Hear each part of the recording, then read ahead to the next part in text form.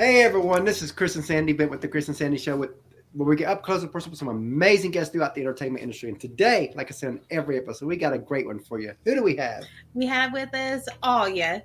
Nearly a decade ago, after a successful career as a journalist in Moscow, she left her native Russia for a new life in the United States. With her new single, Pleasure Is Mine, ALYA brings Russian fairy tales to life and encourages women everywhere to own their personal superpowers. And we're excited to have her on the show today. Yes, So welcome to the show. welcome. Thank you. Thank you. Thank you for having me. So this last 18 months has been tough for a lot Oh, of it people. has. How have how has COVID affected what you do, and what have you done to maneuver through it? Yes, it was definitely a very hard year for everybody, and especially for people who, I mean, not especially, but I think the people who work in the entertainment industry and musicians, it's really hit hard, especially for someone who makes living touring and playing live. Nothing was working, so it was unfortunately not the best year. And I myself was planning to release a single, Pleasure Is Mine, that you just mentioned 2 years ago. It was ready together with upcoming album, but we postponed the release, and the production for the music video that was scheduled also was postponed. So everything was postponed. Wow. And although it's not a very pleasant thing to postpone something, it's also gave me opportunity and my team opportunity to rethink what are we doing, the road we're moving, our priorities. So even though it was not the best circumstances, it still gave us time to polish the song, polish the release, and finish up everything we were working on. And that's like for us, we launched the show January of 2020, so a couple Yes. months before Before the pandemic happened. And I remember our original plan was to interview 100 people, and we thought if we could do that, be a great foundation for first year. Yes. And then COVID happens. And as I'm watching things get shut down, I'm like, we can't change it, but yet we can up our shows because, again, everybody needs a voice now. And Yeah. because of that, we've done over 460 shows now. Oh my God, that's impressive. So that's been crazy. It's kind of been our silver lining. Yes. So, a lot of people would ask, when did you know you wanted to do music? I like to go deeper than that. When did it click that could be a career for you? Probably very early on. I remember when I was about, probably, if you look in the equivalent, I'm sorry, there's people just calling me. I don't know if you want to just, Yes, we could hear it. because, okay, can I just pick up the phone? Yeah. Yeah, oh, absolutely. I don't know why they just call like crazy, and I'm not sure I can plug it out. I apologize for that. Oh, no problem. It's happening right now. Okay, I hope they're not going to be calling. Would you like me to start over this question? Well, we're live, so. Oh, okay. I'm sorry. Oh, no problem. So, yes, I did realize very early on that it could be something that, and again, when you're talking about profession, some people understand differently. Very often when they say you only can call yourself professional if you're making money. Music was never for me about making money. And from this point of view, I never actually considered that as a profession, but I was always thinking about music and songwriting and everything that surrounds it from the perspective of something that I want to live with, something that pleases me, something that I want to do every day that makes me happy. And it happened early on. I remember that when I was sitting in school, about the third grade, probably in American equivalent of education system. And it was in math, actually. And something came to my mind, melody, and it was pretty deep in the fall, and fall in Russia is very different from fall in Los Angeles. It's very gloomy, very moody. So something like that came in my mind, some moody song, and I started writing it down. And I remember the teacher got really, really upset. She came to me, she ripped it off and said, "Well, you have to get out from the class because this is the math. We're doing, 2 + 2. You're not supposed to do anything else." So that was my very interesting, memory. Oh, wow. And surprisingly enough, my way as an artist was not easy.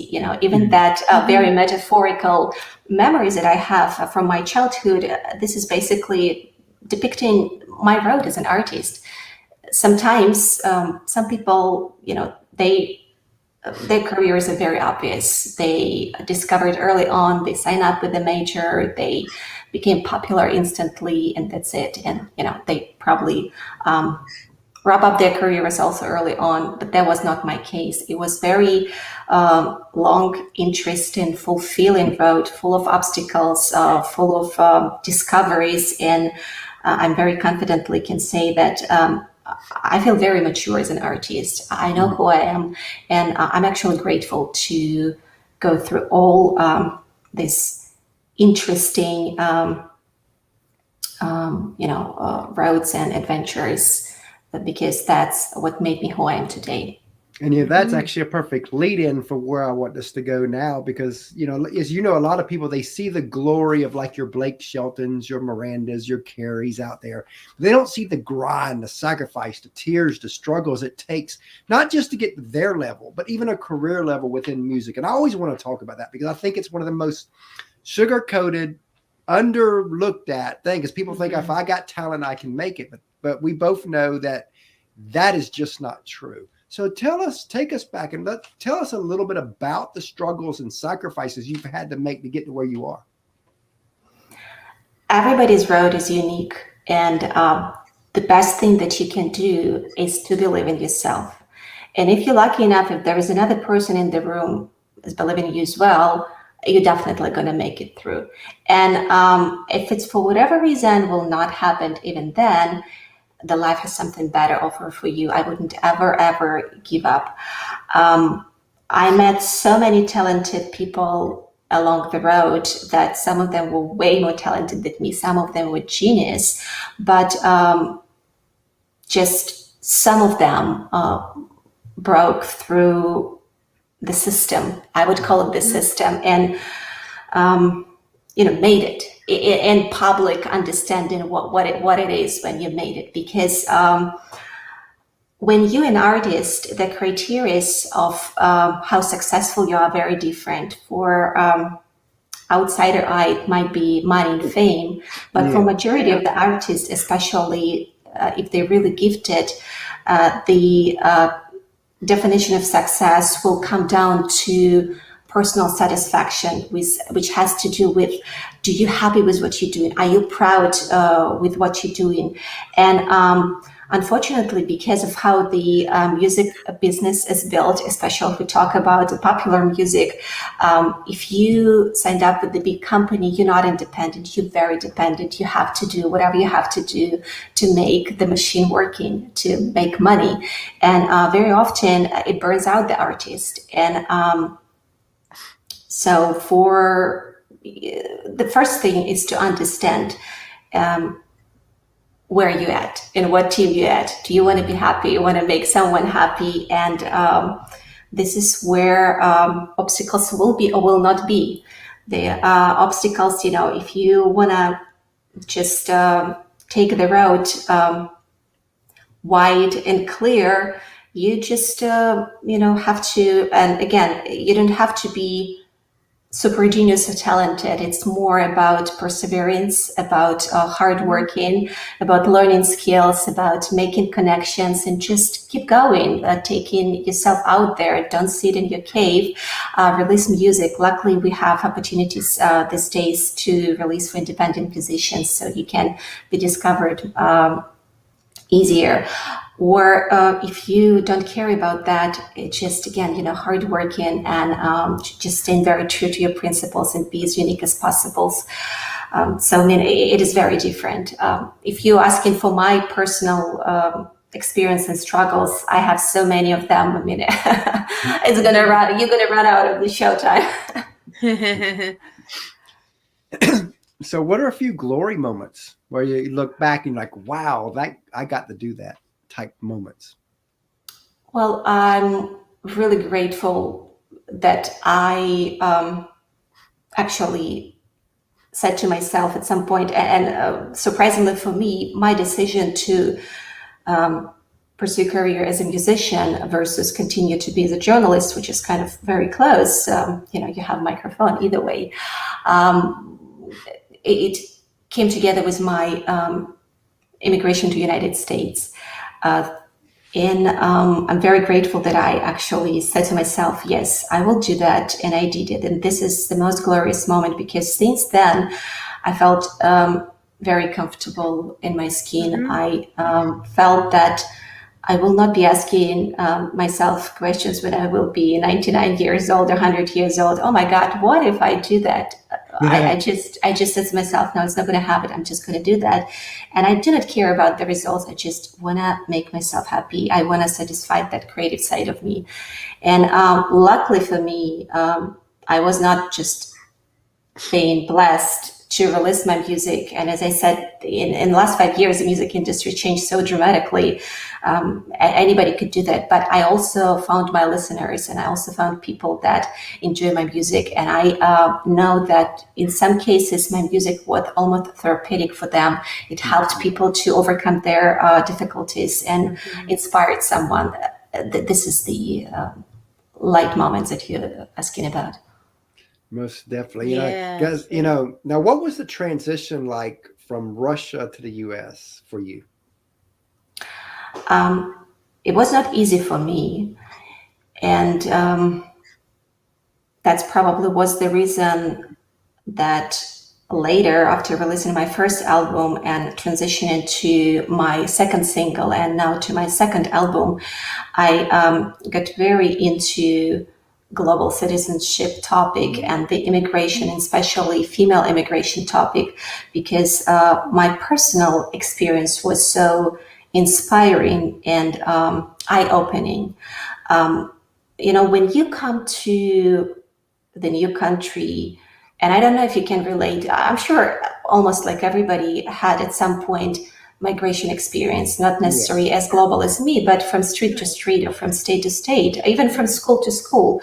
And when you come to the new environment, you kind of losing yourself, you're rebirthing yourself in some sense. And whatever qualities you had, whatever you had at that moment, you don't have it. You completely zeroed down.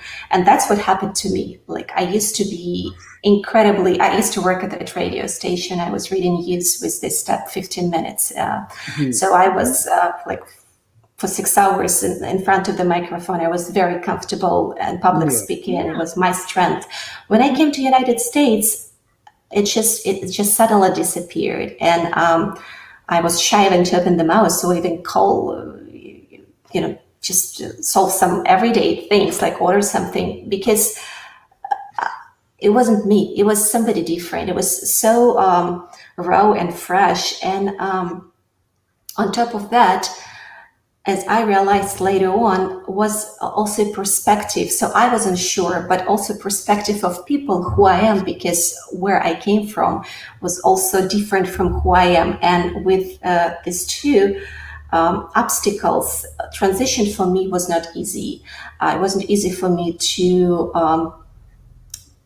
come to the circle, even when, I have children. So even like little things like play date, I didn't know how to handle small talks, how to behave. It was not easy. And that was inspiring for me. I realized that not just me, but every single person that comes through that, they experience sort of uncomfortable situation. And if the society would be a little bit more open, and especially not treat these newcomers with stereotypes that certainly exist, the life would be so much better, not just for us, for me, but also for society, because in 21st century, we move so freely. And it just will be increasing every day. Every single person on the planet will experience what it has to be an immigrant or migrant or just a newcomer, new and some sort of environment. If you're not going to learn how to treat people with respect, you will never give it in return. So I think it's just such timely and interesting moment. And I hope my voice will be helpful for people to start thinking about that, start discussing and talking about that. I definitely love that. Now let's talk about your single, Pleasure Is Mine. Tell us about that and how that came to be. Pleasure Is Mine opens a little sneak peek to my upcoming album that's heavily inspired by Slavic mythology. And we just were talking with you about stereotypes. As Russian American, I'm not very happy how Russian females portrayed thanks to the media and the Hollywood. There is much more to the image that exists these days. And one of the interesting things when people talk or think about Slavic women, and especially Russian women, the femininity comes to mind. And for whatever reason, very often people think that femininity, it's not good. It's something that makes you weak, something that says that you want to please someone, making your appearance more prettier. And we don't think like that. And that's not just my personal opinion. To prove that, as I always say, don't take my words for granted. We treat it as a superpower.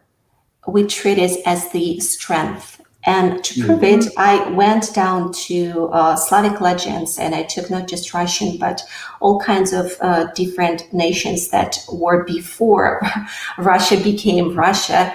There were totally like about 15 different nations, and they formed then the Slavic nation groups. They all had legends, they all had folks, they all had songs. And, that's all something that's prehistoric, because history is very objective. But the folk is something that's where the pure essence of the nation usually lies. And I researched it, and I took out the most vivid and beautiful fairy tales and legends that depicts female characters. And I absolutely proved that concept that I'm talking about. These females, they are, first of all, they're so contemporary. They so, like, today, the strong female is a trend. Everybody talking about empowering female, how important it is to close the gender gap. And we watching the success of Wonder Woman movies and comics. It was all already exist in 1888 and 9th century in Slavic folk. These females, they absolutely beautiful, but together with them being strong, they very feminine. They do not afraid to wear dresses. They have long hair. They wear, beautiful braids. They pleased and strong with their femininity, and this is the power. And by using this additional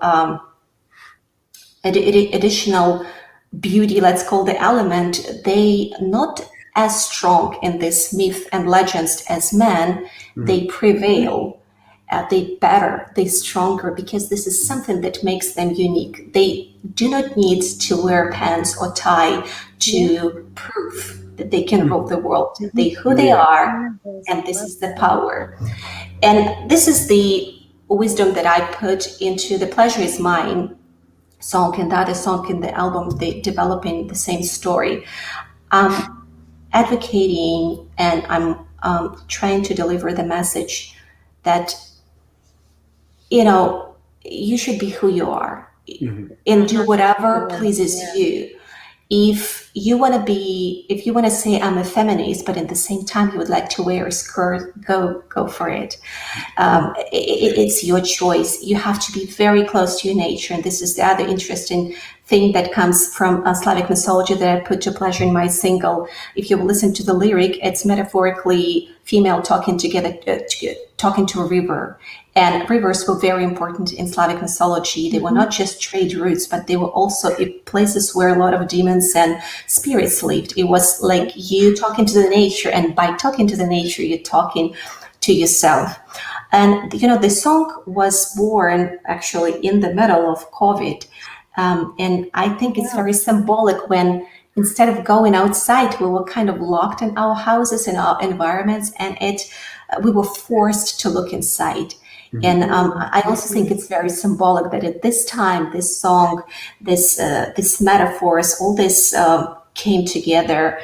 I see a lot of, things coming out from here. I'm really, really proud how it came out.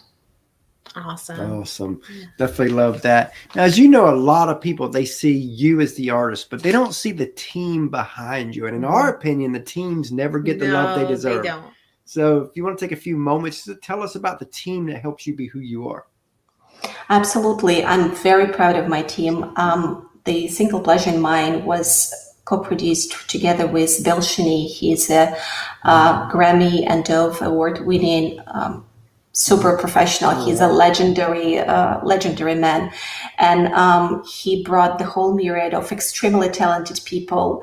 And I was really overwhelmed when we started working on the project, because I don't have these titles, even though I might seem and feel mature in some way, and I am mature in terms of the road that I came through. But as an artist, I'm starting out, and I felt a little bit out of place. I felt like, I'm not good enough to be all these people surrounding me. But I guess this is what the real professional is. They did not push on me. They didn't say anything. They just let me blossom, let me express myself, and then we just polished it, and until final product was satisfactory for everyone.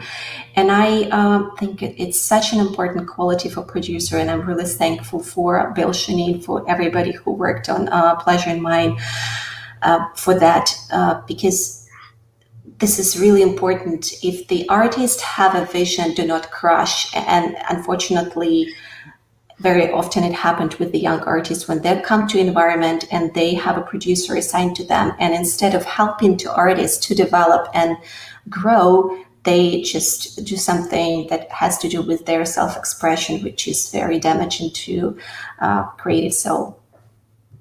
And Susan made a comment that said, "And you blossom beautifully." Thank you. Yes.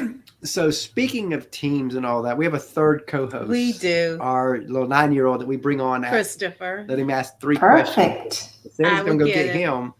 And we have a 2.5-year-old daughter that when she gets older, will be plugged into the show too, because we are a family affairs show. That's impressive. So, I can't imagine not doing it without the family. Yeah, absolutely. Now, children, they always bring something fresh. They have different perspective. They notice something that we don't do. They still see the magic in the air. Yeah, most definitely. I try to not ever lose that childlike faith. Absolutely. Good for you. Because, you look at the world and you're like, when people have lost that faith, that dream, that vision, then what do they have left? I mean, they're just sitting there. They've already died on the inside, just waiting for the body to come with it. Right. Couldn't agree more. Here he comes. Hi, ALYA. So what's your favorite food? What's my favorite food? I'm a big fan of Japanese cuisine. It's not very patriotic probably for a Russian lady, but I should say sushi. Different types of sushi probably would be my choice. And I also love green tea with traditional Japanese sweets. I used to work in Japan for some time, and I speak Japanese. It's like my long passion. And what's yours? Mine's pizza. That's good. I like Yeah. pizza too. Yeah, he would eat it all day long if we gave it to him. Good. Okay, so what's your favorite TV show? TV show. Oh my God. You know what? I probably wouldn't be very original here because I'm not watching TV much. And whatever I name probably will feel very outdated. The last TV show that I watched was, I don't know, I think like 4 years ago. It was Americans, actually. It was the show depicting Russian spy couple. And I only watched it because I'm very curious every time when something about Russian comes on the market. Because I'm Russian. Russia. I'm like really, really curious. Is it true how they depict it? And I love to do research, so I usually look at the researcher. And that was the last show that I watched. And what's yours? Mine is SpongeBob. A good one too. And they've been around forever. Yeah, absolutely. So what's your favorite movie? Favorite movie? I think probably I would name the Avatar. Right. It was a really Good one. experience. And yours? Mine is the Minions movie. My kids love Minions too. Bye, thanks. Bye. Yeah, he loves to be on the show. We've He does. been That's on pretty perfect. much every show. Not every show, but most shows. Brings a light. So if you could co-write with any artist, who would it be? I'm very flexible. But if you're asking about working together, I really admire Celine Dion, and I know I'm not original here, but you have to understand, I come from Soviet Union, and the majority of the idols that people create, they happened when you teen. And because of the historical obstacles that Soviets had and the Russian Federation had in the country, we did not have had an exposure of the artists, and especially everything around the culture. We didn't had much exposure. We only had certain, and but they were the best. And Celine Dion was someone who I do remember from being a child, from being a teenager. I had her album on the tapes, these old-fashioned tapes that you put inside the boombox. Yeah. I had one of her first albums, and I was learning how to sing using the tape. Because in Russia, they didn't really have coaches that can teach you the Western singing, they call it. And I graduated from my music school as an opera singer, so I have a very good classical background.